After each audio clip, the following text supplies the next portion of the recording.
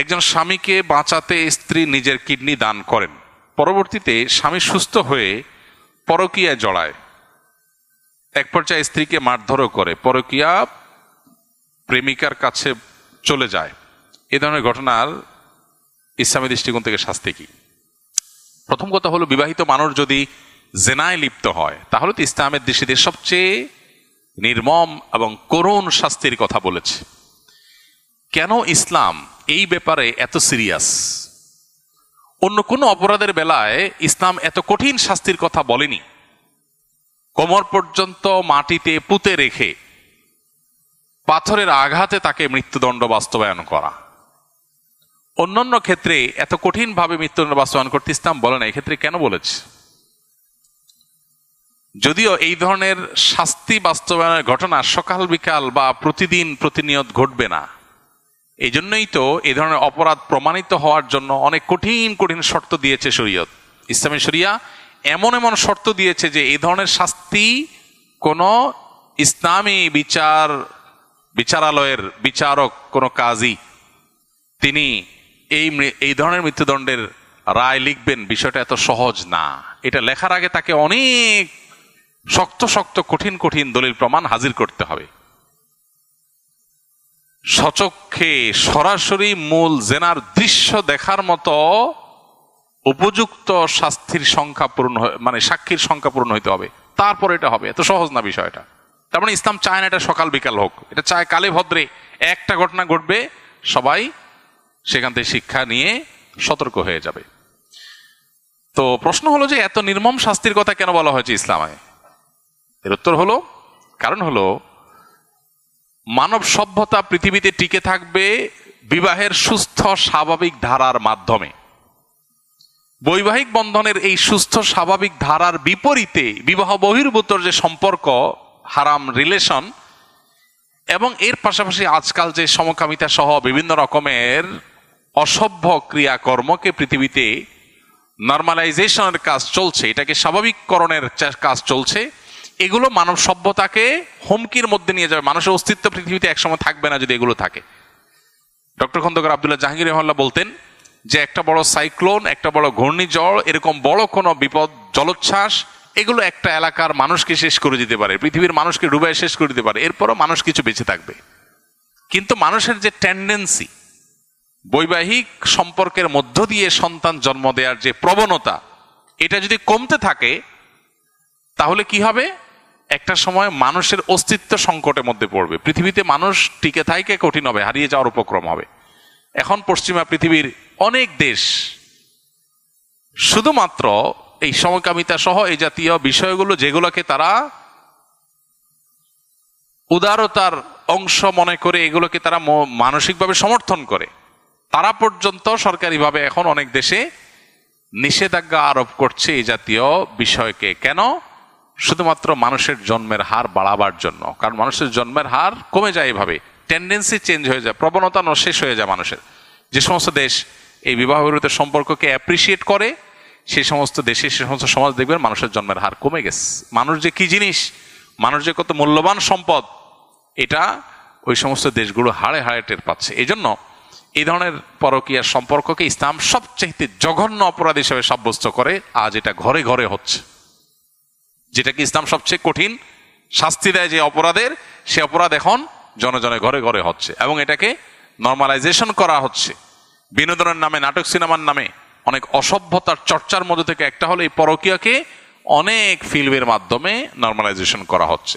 এগুলোর ভয়াবহতা কত বেশি সেটা যে সমস্ত সমাজ, যে সমস্ত রাষ্ট্র এগুলোকে নর্মাল করেছে, তারা হাড়ে হাড়ে টের পাচ্ছে। তারা এখন প্রণোদনা দিয়েও সন্তান জন্মের হার বাড়াতে পারছে না।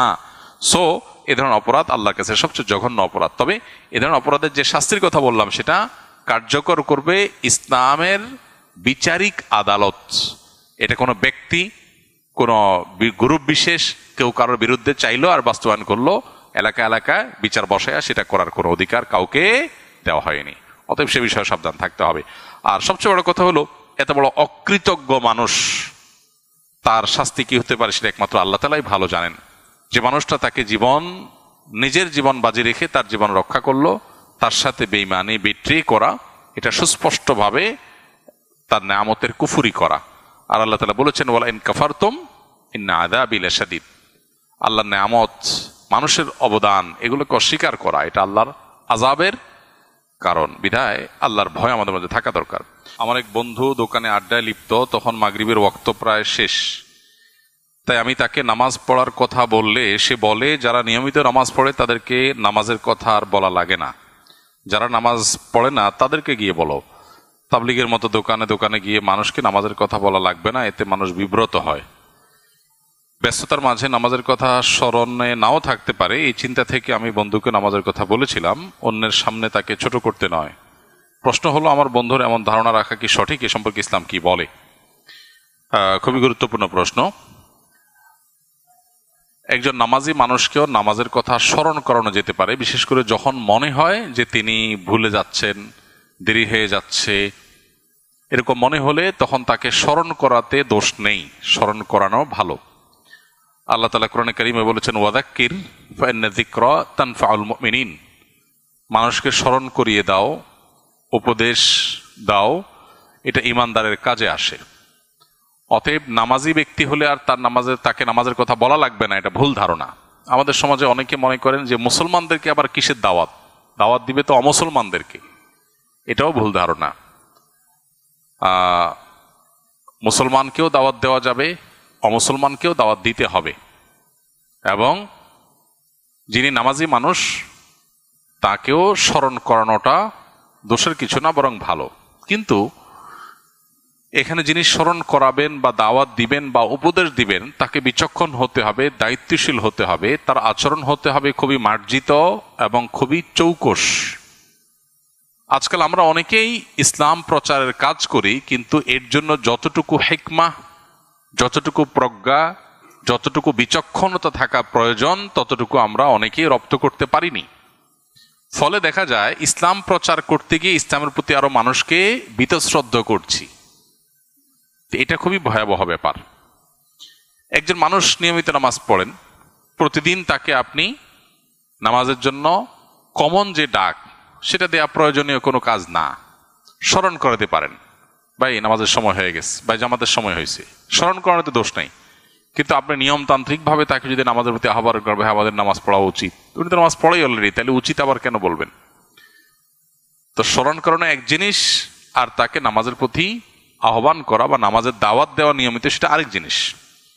দাওয়াত যেন বিরক্তির কারণ না হয়। কেউ খুব ব্যস্ত আছে, খুব ঝামেলায় আছে, এই দিকটা মাথায় রেখে এই মুহূর্তে তাকে কিভাবে দাওয়াত দিতে হবে, কিভাবে দাওয়াত দিলে তিনি বিরক্ত হবেন না, সেই জিনিসটা মাথায় রাখতে হবে। আবার দেখা যায় যে এমনভাবে দাওয়াত দেওয়া হয় অন্যদের সামনে তিনি খাটো হয়ে যান, সেই জিনিসগুলো মাথায় রাখতে হবে।